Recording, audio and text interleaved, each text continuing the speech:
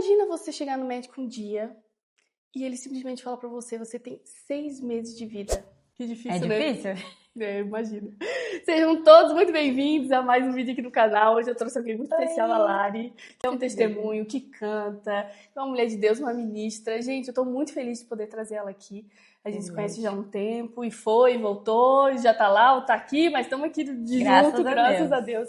Gente, sejam todos muito bem-vindos de verdade a esse canal, a esses vídeos, que esses vídeos possam aumentar a sua fé, né? Jesus. E eu queria aqui falar mais uma vez, sempre vou dizer e compartilhar com vocês sobre o meu amor pela Damantini, que é essa loja de joias, que é nossa parceira aqui, é uma amiga minha, a Aline, e você que é mulher, que precisa dar um glow no seu look, né, cheio de joias, você use muitas joias, e você que é marido, precisa presentear sua esposa, final do ano, aniversário, dá joia não se acaba, gente, joia dura pra sempre, então dê uma joia pra sua esposa também, é muito importante presentear e demonstrar o seu amor também em presentes. E é isso, eu queria apresentar vocês a Lari Lisboa. Sim, prazer, oi. Tô muito feliz, de verdade. Também, tô muito feliz. Fiquei muito feliz quando você me mandou mensagem, né? Quando foi feito o convite. Fiquei extremamente feliz e honrada, né? Foi o que eu falei pra você. Eu sempre tenho essa responsabilidade de contar isso aonde eu vou. Então, cada vez que eu recebo o convite pra contar meu testemunho, eu me sinto, assim, privilegiada. E faz tudo aquilo que a gente viveu valer a pena, né? Eu já escutei fragmentos do teu testemunho nas ministrações de louvores, você fala, nunca escutei ele inteiro, então a gente vai escutar ele junto, é bom, porque daí se eu choro, me emociono junto aqui, porque eu vou saber tudo junto. Então vamos lá, a Lari teve esse diagnóstico, ela vai explicar melhor o que é, mas basicamente o ponto assim alto foi os 6 meses de vida, né? Isso. Na verdade, assim, vamos desde o começo, né? Quando eu nasci, eu logo de início, assim, eu nasci primeiro com os meus tendões todos atrofiados. Isso já parecia na ultrassom? Tua mãe já sabia? Não. Isso era nas mãos, né? Nos dedos. Então, eu nasci com eles atrofiados e não tinha... sempre via nas ultrassons, era tudo perfeito. Enfim. E aí, quando eu nasci, o médico já viu, os meus dedos não esticavam, eles eram todos atrofiados. E eu precisei fazer essas cirurgias. Eu operei todos os meus dedos já no primeiro mês de vida ali. E até esse aqui nunca mais voltou. É bem o dedo da aliança. E esse aqui foi o único dedo de todos eles que não voltou. Com isso, com a cirurgia, a minha cicatrização não... assim, com um mês de vida... Eu não lembro exatamente se foi com um mês, mas assim, eu lembro que foi antes de um ano. A minha cicatrização já não ia, assim, desde bebezinho.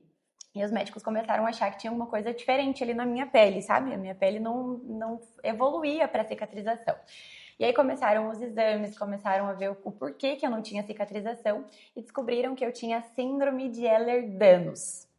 É uma síndrome muito rara, raríssima aqui principalmente no Brasil, é a falta de colágeno. O meu corpo em si não produz colágeno. Então a minha pele, ela é toda enrugadinha, minha pele ela é toda sensível, eu tenho muita elasticidade na pele, cotovelo, joelho. A minha pele em si, o meu corpo em si tem bastante elasticidade porque o meu corpo não produz o colágeno. E por conta disso, não cicatriza, tenho facilidade de roxos, tudo me deixa roxa, tudo é mais sensível. Mas, quando a gente descobriu, eu tinha 1 ano e pouquinho, não era nada que fosse afetar a minha vida, era só essa sensibilidade um pouquinho maior do que o normal e a questão de cicatrização, que eu teria um pouquinho mais de dificuldade nessa questão de cicatrização. Cresci com isso, nunca tive problemas, tudo muito tranquilo.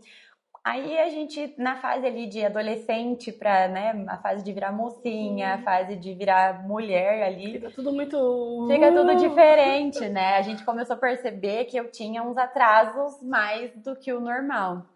Eu fui menstruar a primeira vez com 18 anos e naquela época já, há 12 anos atrás, já né, tipo... muito diferente. Minhas amigas menstruavam ali com 13, 14 anos e eu fui menstruar a primeira vez com 18 anos. Menstruei a primeira vez, fiquei mais 1 ano sem menstruar, menstruei a segunda vez com 19. E aí a gente viu, realmente tem coisa errada. Vamos atrás, fomos um ginecologista, fizemos vários exames e o meu útero estava, a princípio, normal, não tinha nada de diferente no útero, tudo normal, exame normal. E aí começamos tentar procurar, ver o que tinha acontecido. Quando eu nasci, quando eu descobri a síndrome, quando meus pais descobriram a síndrome, eu fiz acompanhamento com o geneticista, o médico Dr. Salmo Raskin, super renomado em Curitiba também. E aí no meio dessas consultas ali de ginecologista e tentar descobrir o que eu tinha porque eu não menstruava, um médico falou para minha mãe, tenta procurar o médico geneticista que vocês fizeram lá no começo, porque isso pode ter alguma ligação com a síndrome que ela tem. Esse período, tu chegou a fazer algum tratamento, alguma coisa ou não? Com 2 anos, sim. Eu fazia o acompanhamento com o geneticista, com os 2 anos ali, que foi na época que os meus pais descobriram, 1 ano, 2 anos mais ou menos. Mas essa síndrome não existe um tratamento, não tem o que fazer, não existe uma fórmula para você tomar remédio, ou tomar colágeno, ou tomar nada do tipo. O meu corpo em si não produz. Não, nada que... Por exemplo, eu posso tomar o colágeno, mas ele não substitui o colágeno que o meu corpo produziria, né?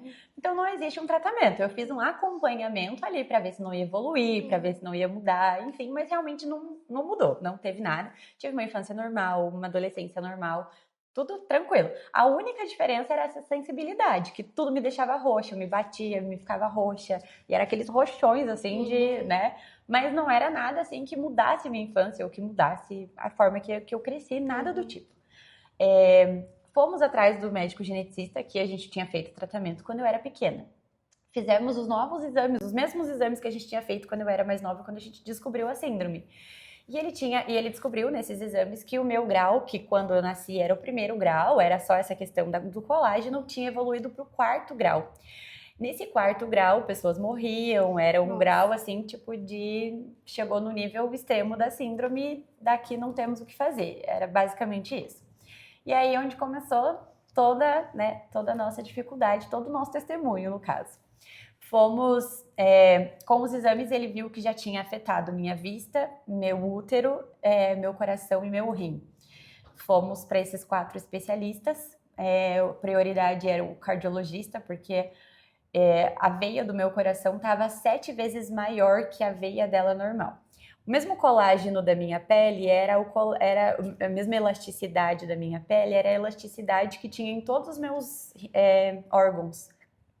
Então, o meu coração tinha essa elasticidade, meu rim tinha essa elasticidade, meu útero tinha essa elasticidade, e era por isso que eu não menstruava.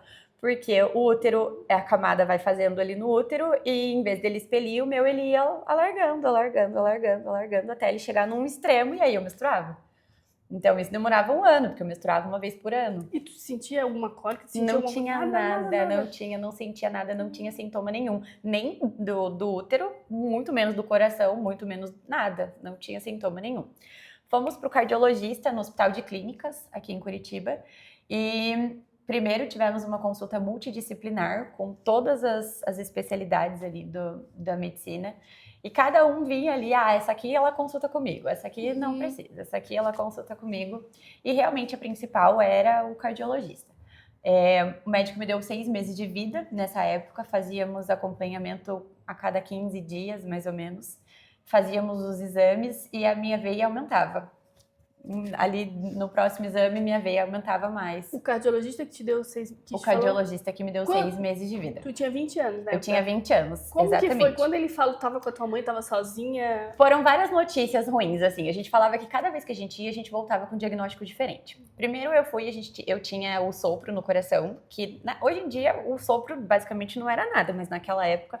era super assustador, assim, era uma arritmia, então o meu coração batia do nada, parava. Os batimentos do meu coração eram muito devagar, eles eram muito lentos. A minha pressão sempre foi muito baixa, mas aí a gente percebe que já era Deus fazendo, do jeitinho dele. Quando a gente foi no cardiologista, que a gente recebeu esse diagnóstico, eu me lembro que a gente entrou no carro, a gente saiu. Eu já dirigia naquela época, já tinha meu carro, então eu tava e minha mãe, a gente chegou no estacionamento e a gente só chorava. A gente ficou tipo uns 40 minutos dentro do carro, só chorando. E eu lembro que o rapaz do estacionamento bateu no vidro e falou: gente, vocês precisam de ajuda, tá tudo bem? E a gente só chorava, eu não conseguia sair de lá, a gente só chorava, sabe? Pra mim, eu tava com 20 anos de idade, com um diagnóstico de 6 meses de vida. Eu já tinha recebido o diagnóstico de que eu não poderia ser mãe. Isso foi antes disso, nesse processo, eu já tinha recebido o diagnóstico de que meu útero também não iria funcionar. O médico, com essas palavras, ele olhou pra mim e falou assim: você não nasceu com o dom de ser mãe, isso não é pra você, sinto muito. Eu tinha 19 anos na época. Então foi muito difícil, assim, a gente só chorava. Meu pai, você sabe, né? Eu tenho um pai que ele lida muito com a droga. Então a gente vivia muito naquele quesito assim. Em casa, meu pai sumia, usava droga por 20 dias. É, eu com aquele diagnóstico, minha mãe trabalhava em 2, 3 empregos para conseguir manter eu, meu irmão.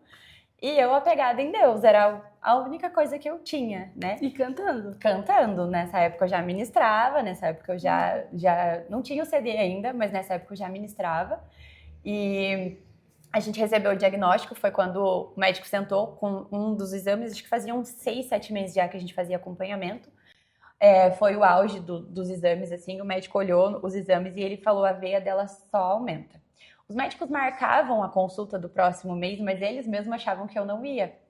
E aí o médico olhou para os exames e ele falou assim, ó, estamos de mãos atadas, não temos mais o que fazer, não existe um remédio para isso, não existe um tratamento. Eu lembro que eles chegaram a cogitar a ideia de pôr a válvula de porco no meu coração, que era para tentar fazer com que a veia parasse de aumentar, mas em conversa entre os médicos lá, eles achavam também que não faria sentido, porque ela ia romper dentro dessa válvula e aí o acesso seria pior se precisasse acessar.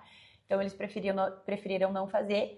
E aí o médico falou assim, a gente está de mãos atadas, não temos mais o que fazer. Ele pediu para eu sair da sala, porque ele não quis falar na minha frente, ele pediu para eu sair da sala e ele falou para minha mãe, ó, Fabiola, tira foto dela, aproveita, leva ela nos lugares que ela gosta, faz tudo o que ela quer. A gente não tem mais o que fazer.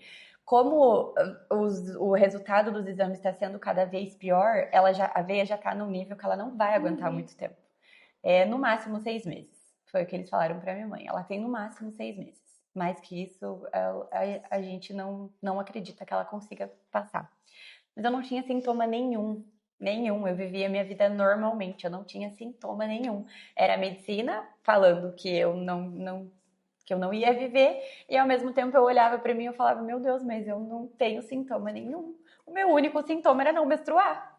Mas eles falavam o que poderia acontecer contigo? Eles falavam assim, que a veia ia romper a qualquer momento, ia me dar uma hemorragia interna, e por ser a artéria, não ia ter como salvar, tipo, não ia dar tempo de salvar.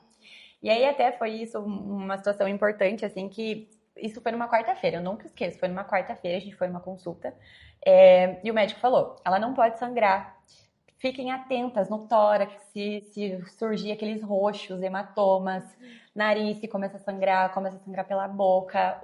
Quando der a hemorragia, o sangue vai sair por algum lugar. E quando começar a sangrar, vocês correm pro... Eu já fazia no tratamento no hospital de clínicas, porque lá era um lugar onde eles podiam me atender. Era o único hospital de Curitiba que pudesse, talvez, me salvar, se em algum momento desse se a minha veia estourasse. E aí o médico falou, ela não pode sangrar, falou pra minha mãe, ela não pode sangrar, isso não pode acontecer. Se sangrar, corram. A gente tinha um código de acesso que era direto com os médicos lá de dentro. Então, qualquer coisa, a gente ia direto lá pro acesso deles. E isso foi numa quarta-feira. De sexta para sábado, eu acordei de madrugada com meu nariz sangrando.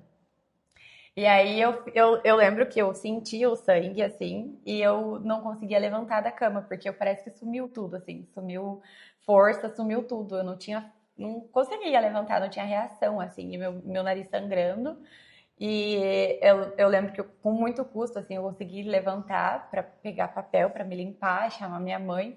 Minha mãe já naquele desespero, né? Já foi levantando, trocando de roupa e vamos, corre, né? Vamos, chamava meu irmão, vamos, a gente precisa ir pro hospital e tal. E eu fui no banheiro, enquanto eu me secava, o Espírito Santo falou para mim, você não vai pro hospital.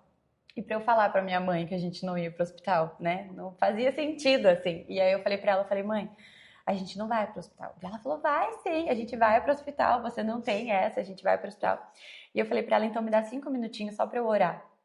E naquela correria, né? Eu tinha que fazer tudo rápido, porque o médico tinha falado exatamente 2 dias antes que se acontecesse, era uma hemorragia.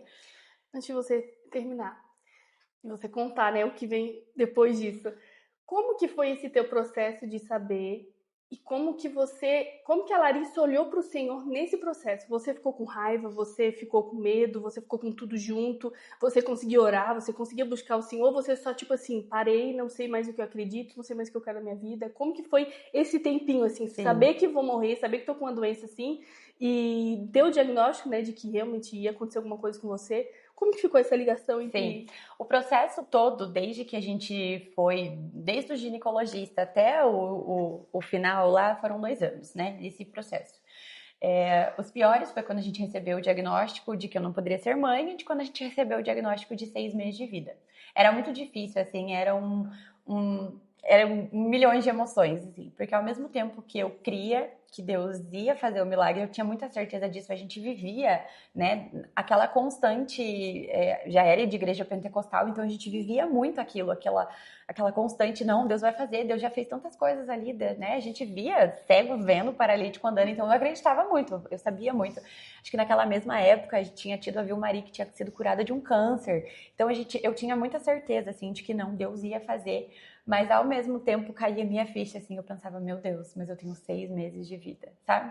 Então, era muito difícil. Eu me lembro de que eu queria me manter muito forte pela minha mãe. Então, quando eu sofria muito sozinha, né? Eu já tinha 20 anos, já tinha, né, completa noção de tudo, assim, não era uma criança. E, então, eu tentava me manter muito mais forte pela minha mãe, sabe? Mas era dentro de mim, assim, mas eu não parei de ministrar, eu cantava. Eu falava, se eu tiver que morrer, eu vou morrer aqui em cima, pelo menos, né? Eu lembro que eu brincava muito com o Wagner. O Wagner também teve um diagnóstico de morte, né? E ele falava isso muito pra mim. Ele falava, se nós dois tiver que morrer, a gente vai morrer em cima do altar, né? A gente falava muito isso. Então eu tinha essa certeza, assim. Ou Deus vai me curar, ou eu vou morrer em cima do altar. Eu tinha essas duas. Mas Sabe? não te deu uma revolta, uma... Não tinha. Eu tinha mais essa tristeza, não era nem pelo diagnóstico de 6 meses de vida. Eu tinha uma tristeza maior na questão de não ser mãe. Porque eu sempre fui aquela menina, assim, tipo, que com 12, 13 anos já sonhava em ser mãe, em estar casada, em ter... Eu sempre sonhei com a minha família, né? Tipo, ter filhos, a casa cheia e tudo mais. Então, o fato de pensar que eu não poderia ser mãe talvez me doesse mais do que pensar que eu ia morrer, sabe? Era bem difícil, assim. Mas, graças a Deus, eu nunca tive aquela... Deus, por quê? Né? Enfim, não passei por esse processo. Eu acho que até porque quando a gente entra nesse lugar, se torna mais pesado Sim, ainda. Porque sim. daí você só vê isso. Aí você vê uma família, você chora, aí olha lá aquela família. Aí você vê uma amiga noivando. Aí, sabe? Sim. Tipo, você vê uma amiga, não que não é inveja, mas tipo assim, uma questão, tipo, ver a moça engravidando e falar, nossa, eu não vou ter isso. Sabe? E daí pode causar inveja, pode causar raiva, e daí você vai ficando, e você já tá doente, as tuas células, teu corpo já tá naquilo ali, trabalhando para aquilo, né? Tipo assim, na doença e tal. E daí você joga mais tristeza, o estado né? emocional, né? Piora mais a situação. Mas graças a Deus eu não tive isso, assim. Eu tinha muita confiança, sabe? Eu acreditava muito no que Deus ia fazer, assim. Sempre tive essa... Foi o próprio Deus mesmo, né? E acho que realmente o fato de tentar me manter forte pela minha mãe, pela minha avó, né? Tipo, pela minha família, de não passar esse, tipo, tô entregue, né? Não tive isso, graças a Deus. Tá, voltando então na parte lá do dia que meu nariz sangrou, eu pedi 5 minutinhos ali pra minha mãe, e aí eu lembro que eu ajoelhei na ponta da minha cama, e as minhas palavras foram, Deus, se o Senhor for me levar agora, cuida da minha mãe, do meu irmão, da minha avó, da minha família. E eu só me entreguei, assim, minha oração foi só essa, eu só me entreguei. Falei, Deus, se o Senhor for... A gente tinha aquilo muito recente, o médico tinha falado, se sangrar é exatamente isso. Então eu sabia, basicamente eu tinha certeza do que estava acontecendo. A veia estourou, né, não tenho muito o que fazer. E aí eu lembro que eu só fiz essa oração de entrega, assim, falei, Deus, se o Senhor for me levar agora, cuida da minha mãe, do meu irmão. E eu senti alguém segurando meu nariz, assim, eu senti, tipo, como se tivesse pressionando, sabe? Fazendo aquela pressão. E parou de sangrar, o nariz parou de sangrar. Nós fomos pro hospital, a gente não podia negligenciar dessa forma, assim, também, né? Parou de sangrar, esquece. Fomos pro hospital, chegamos lá, fizeram um monte de exames no coração, nada, não tinha veia nenhuma estourada. Nenhuma. Não tinha mais, né? Não tinha de onde ter saído aquele sangue, sabe? E aí, né, a gente começou a viver o processo da cura ali já, né? Mas ainda assim, continuávamos fazendo tratamento de mês em mês, íamos no hospital de clínicas, fazíamos todos os exames. E era engraçado porque a gente fazia, no hospital de clínicas, eles são universitários, né? Então, como a minha síndrome ela é muito rara, cada vez que eu ia era um evento no hospital, né? Todo mundo queria me ver, queria pegar na minha pele, queria... Eles falavam assim, tipo, meu Deus, a gente estuda isso na faculdade quase ninguém tem essa oportunidade de ver uma pessoa com síndrome de Ehlers-Danlos aqui. Então era um evento cada vez que eu ia no hospital e eu me sentia muito mal com aquilo. Eu era, né, tipo, tinha 20 anos, eu era adolescente. Então eu tinha, né, aquilo era ruim pra mim, né? Mas tinha que fazer, não tinha outra opção. Aí vamos pra cura. Aí eu tava ministrando um dia, tava cantando, era um culto de Santa Ceia, e o pastor teve uma visão. A visão era que entrava um exército de anjos dentro da igreja e eles, todos de mão dada, eles rodeavam a igreja, assim, onde a gente estava. Mas um anjo, ele chegava, ele parou na minha frente e ele fazia assim com a mão e eu deitei, deitava assim no ar mesmo, na visão dele, eu deitava no ar. E ele me abria no meu peito, assim, desde aqui. E ele tinha uma maleta que brilhava, ele tirava essa maleta e colocava órgãos novos, eram dourados de ouro, e ele colocava esses órgãos dentro de mim, e ele tirava os meus órgãos podres e jogava. E enquanto ele estava tendo essa visão, eu me contorcia de dor em cima do altar. Eu sentia muita dor no meu peito. Sentia muita, muita dor, literalmente como se tivesse uma faca em mim, assim. Eu sentia muita dor no meu peito. E eu me contorcia no chão e eu chorava de dor. E eu lembro que eu pedia ajuda porque eu chorava de dor mesmo. Era uma dor. Eu brinco depois nele, nem pra dar uma anestesia. Foi da raça mesmo. Mas ele teve essa visão. E aí, isso foi no dia 7 de setembro do ano. Agora eu não me lembro. Fazem 9 anos. Enfim, 2017. Foi no dia 7 de setembro. E aí, logo em seguida, acho que na outra quarta-feira, eu já tinha um acompanhamento do Hospital de Clínicas. Fomos no hospital, fizemos todos os exames como de costume. Chegamos na consulta, eram 3 cardiologistas que sempre me atendiam, que faziam esse acompanhamento. Ele olhou o resultado dos exames e ele falou: "Ixi, Larissa, fizeram teus exames errados. Desce lá de novo." A gente descia lá no primeiro andar para fazer os exames. Descemos, fizemos. E na hora eu acho que a gente nem se tocou, sabe? Na hora a gente não sei, passou despercebido. Ali, né? Fizemos os exames pela segunda vez, subimos, ele olhou os exames de novo, ele ligou lá embaixo na central lá de exames e ele falou: "Gente, vocês estão de brincadeira? Vocês estão mandando o exame da pessoa errado com o nome dela? O nome dela tá certo, mas os exames tá errado."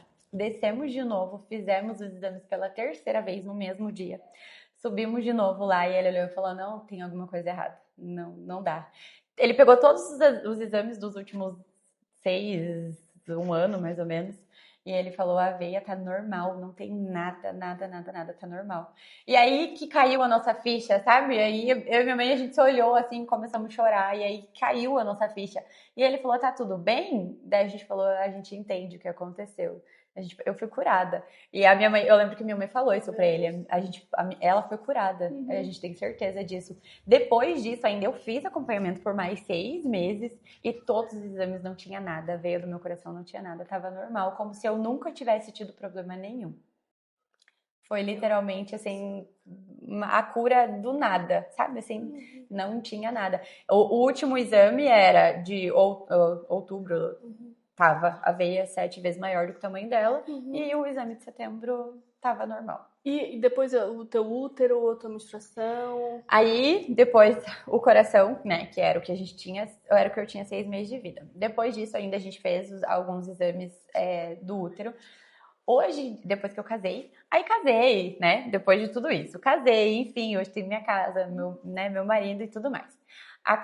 O processo de ser mãe, eu acredito que ainda é outro milagre que a gente vai viver, né?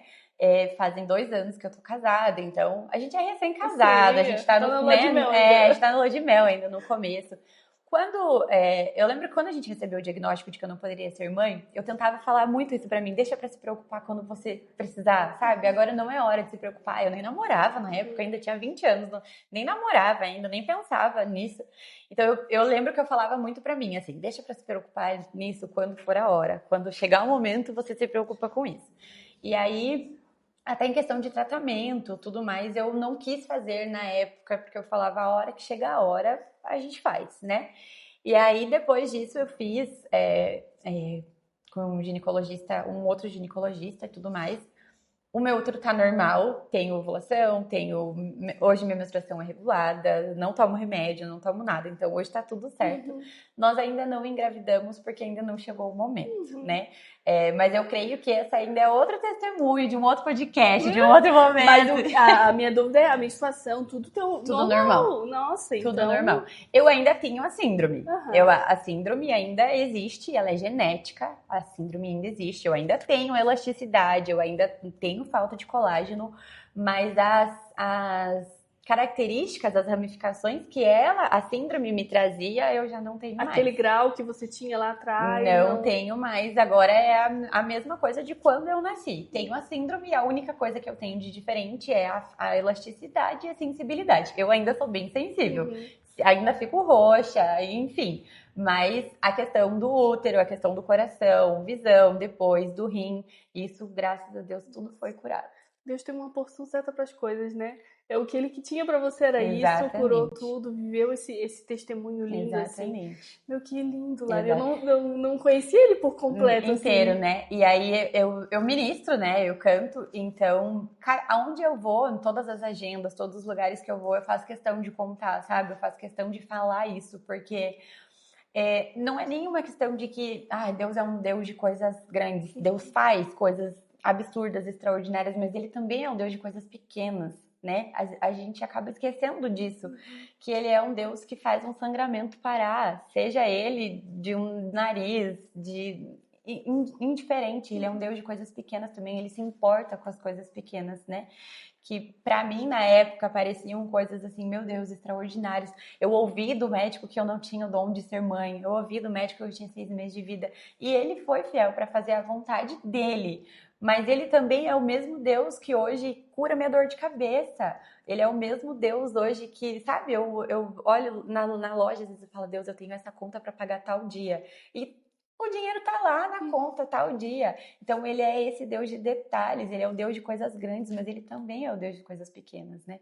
E isso é o que eu faço questão, assim, de falar aonde eu vou, nas agendas, seja ministrando, seja com pessoas, seja em conversas de amigas, eu faço muita questão de falar isso.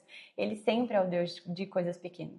Nossa, Lari, eu estou me segurando, eu não chorar igual a dona. Mas de verdade, tô muito feliz, assim, de poder trazer essa história para as pessoas, sabe? Porque elas possam ver que Deus, ele faz, assim, ele faz o extraordinário. E como você falou, ele também faz os pequenos, né? As coisinhas pequenininhas, às vezes, que faltam no nosso coração, faltam na nossa vida, ele também preenche. Sim, com certeza. E tô muito feliz hoje, você é uma mulher casada, uma senhora. Uma senhora. E com certeza eu tenho fé e que o próximo vídeo vai ser você contando do seu filho, da sua filha, dos seus filhos. Você vai ter ajuda dois. Ai, meu Deus. É bom que já ficou gravado, ai, né, Mike? E o que você falaria hoje para alguém que está passando por um diagnóstico assim difícil? Talvez não que tenha 3, 6 meses de vida, mas tem um diagnóstico difícil. O que você falaria para essa pessoa? Eu acho que primeiro de tudo é confiar e descansar em Deus, né? Eu acho que é a parte mais difícil quando a gente recebe qualquer tipo de diagnóstico, né? Seja ele de câncer, seja ele qualquer outra coisa, é o confiar em Deus. A gente fica literalmente naquele medo de, né? O que a gente, meu Deus, como que a gente pensa, como que a gente reage? Mas é a certeza de que a nossa vida é dele, né? E a Bíblia mesmo fala que ele tem prazer na morte do justo. Então, se for para morrer, né? Tá nas mãos dele, ele tem prazer nisso. A gente vai estar mais perto dele. Acho que esse é o nosso principal objetivo, né? Então, é a confiança em Deus, né? Eu sei que é difícil a gente não murmurar, a gente não questionar, mas é entregar nas mãos de Deus. E se ele tá permitindo que você passe por isso, que você viva isso, é porque ele tem um propósito. Seja ele na cura ou em alguém próximo, ele escolheu você para isso, né? Ele escolheu aí, você que está em casa com esse diagnóstico, ele te escolheu para isso. Então, acho que esse é o principal ponto, assim, é você confiar no que ele está fazendo. Confia nele e se for para curar, ele vai curar. Se for para trabalhar em você, ele vai fazer. Se for para trabalhar em alguém próximo de você, ele vai fazer também. Eu achei muito lindo porque você não foi a pessoa que ficou questionando, não ficou, sabe? Você apenas confiou. Sim. E se surgisse uma dúvida, você também enchia isso de não, eu sei que o Senhor vai fazer. E é essa certeza de que o Senhor tem prazer na morte dos justos, essa certeza é difícil a gente ter. É difícil. Sabe?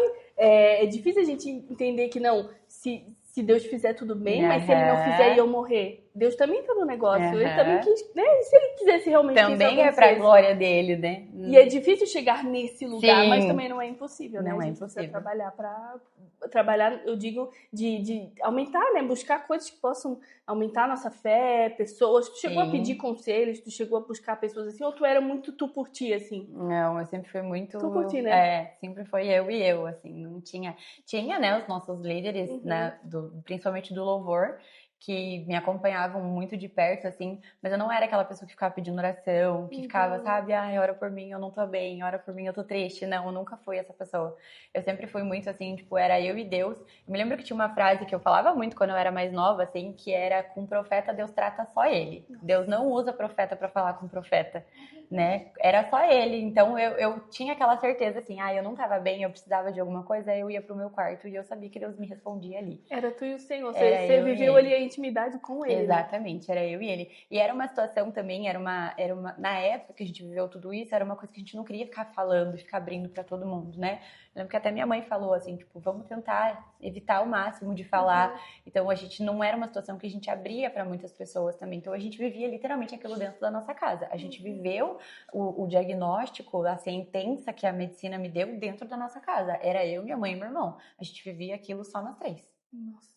É porque também se as pessoas... Um vai falando pro outro e vai falando, nossa, coitadinha. Sim, e vai jogando aquela... Exatamente. Ai, tadinha, ela tem isso. Ai, né? Exatamente. E daí você vai acreditando naquilo também, porque daí você vai ouvindo as pessoas falando aquilo, e às vezes escuta uma palavra que aquilo te entristece, e a palavra ela tem poder de vida ou morte. Sim, exatamente. Então, se muitas pessoas soubessem disso e viessem com coisas ruins assim pra você, também poderia te atingir. Certeza. Talvez toda essa fé que você tinha, esse lugar que você tava de não, o Senhor vai fazer, sim ou não ele vai fazer, poderia mexer contigo. Com certeza, né? mexer no emocional. Porque a gente não sabe o que as pessoas... E não sabe... Tem gente que é o nosso bem, mas tem muita gente que é o nosso mal também. Com certeza. Então, e vai que joga uma palavra, a gente não sabe, né? Até onde vai. Então, nossa, muito... Nossa, que lindo. Ai, que bom. Eu fico muito feliz de contar isso. Muito, muito feliz. E o que eu queria deixar para vocês aí que estão assistindo em casa é exatamente isso. Confia no Senhor, independente da situação que você está vivendo, independente do diagnóstico, talvez nem seja na saúde, talvez, né, possa ser no financeiro, no emocional, no seu casamento, independente do que você esteja passando agora, confia no Senhor. Porque se Ele fizer, Ele é Deus, e se Ele não fizer, Ele também continua sendo Deus. Nossa, que lindo, lindo, lindo demais. Eu queria aqui falar com você que assistiu esse testemunho, assistiu essa história, né, linda, maravilhosa. Dizer para você que Deus é um Deus, como ela falou, das coisas grandes, mas também das coisas pequenas. Ele é grandão, mas ele também é pequenininho e mora dentro do nosso coração. Então, se você quiser, estiver aberto para receber esse Deus, né? Esse é o momento de você entregar a sua vida para o Senhor. Ou se você está afastado, falou, Deus, eu me entristeci com pessoas, com coisas, com, enfim, infinitas coisas.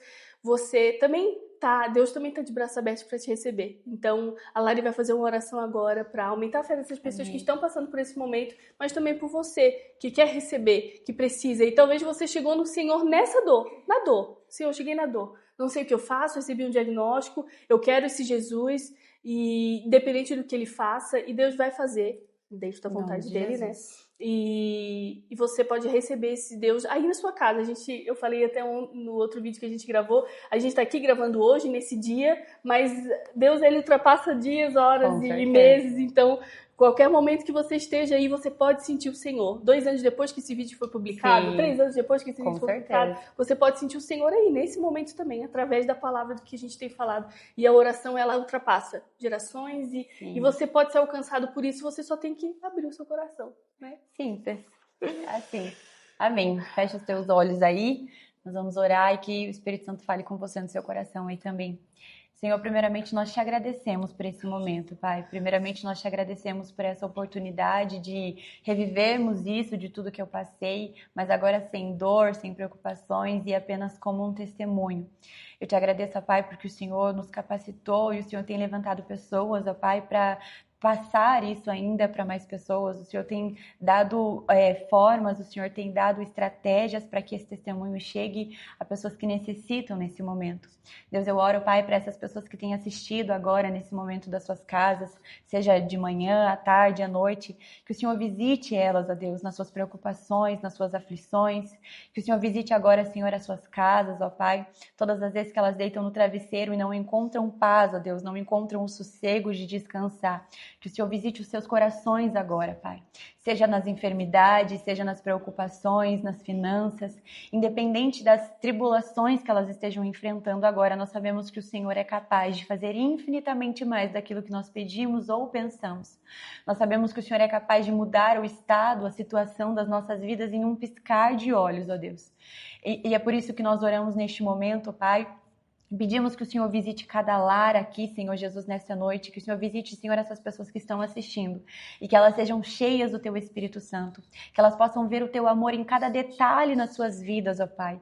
Seja, Senhor, em cada atraso, em cada circunstância, em cada minuto, Senhor Jesus, da sua vida, que elas possam ver o Seu amor, que elas possam reconhecer, ó Deus, e entender que o Senhor tem o controle de tudo e que tudo que o Senhor faz é bom, que tudo que o Senhor faz está debaixo do Seu propósito, que nós somos filhos, ó Pai, e que o Senhor não faria nada que fosse para nosso mal, mas que o Senhor cuida de nós, ó Deus, mesmo não sendo algo que nós quiséssemos, mesmo que não fosse algo que nós esperássemos, ó Deus, como um diagnóstico, ainda assim o Senhor faz porque o Senhor é Deus e quem tem o propósito de tudo é o Senhor e nós confiamos no Senhor. Obrigada por tudo que o Senhor já fez e por tudo que o Senhor vai fazer ainda em cada vida, Senhor, de quem está assistindo. Em nome de Jesus, amém. Jesus, amém. Obrigada. Nada, obrigada, eu amei. Eu queria falar para você que aceitou, que recebeu esse Jesus. Baixe o aplicativo no dia seguinte. Lá você vai ter uma orientação de quem é o Senhor, quem é Deus, o que é a Bíblia, o que é o pós. Então, baixe esse aplicativo. Lá também tem um lugar onde você pode pedir oração, pedir aconselhamento. Aqui a gente dá o primeiro passo, né? Você dá o primeiro passo aqui, mas tem algo pós isso, né? Você tem que conhecer o Senhor, então lá você vai ter um direcionamento. Baixa o aplicativo o dia seguinte, se cadastra lá. E não fique sozinho, você não precisa ficar sozinho, não precisa estar sozinho, né? O Senhor está com você e tem uma comunidade esperando por você também para te receber de braços abertos, aonde for que você esteja. Lari, obrigada. Deus abençoe. Logo aí, não tão distante, voltaremos com novos testemunhos. Nome de Jesus. E que Deus... É a nova temporada do podcast, estaremos aí. Que o Senhor possa te guiar cada vez mais Amém. Assim, pro caminho dele, pra vida dele. Quando a última vez que a gente se viu, você falou, acho que você ainda estava solteira. Sim. Então, assim, faz muito tempo que a gente não se fala. Então, eu tô muito feliz de ver que você formou uma família. Deus realiza sonhos. Deus realiza sonhos, assim. Ele é um Deus maravilhoso, então... Tô muito feliz mesmo, eu sei que você tá feliz, dá pra ver que você tá feliz, você tá brilhando, você tá diferente, tá com a sua loja, então que Deus venha prosperar. Amém. E venha fazer cada vez mais na tua casa. E pra onde Ele for te levar, e que Ele esteja ali sempre contigo, seja o primeiro na tua casa, com seu esposo e com os filhos, com a família que Deus te dá também, tá bom? Amém. No teu ministério. Obrigada. Obrigada. Eu amei demais, Que legal.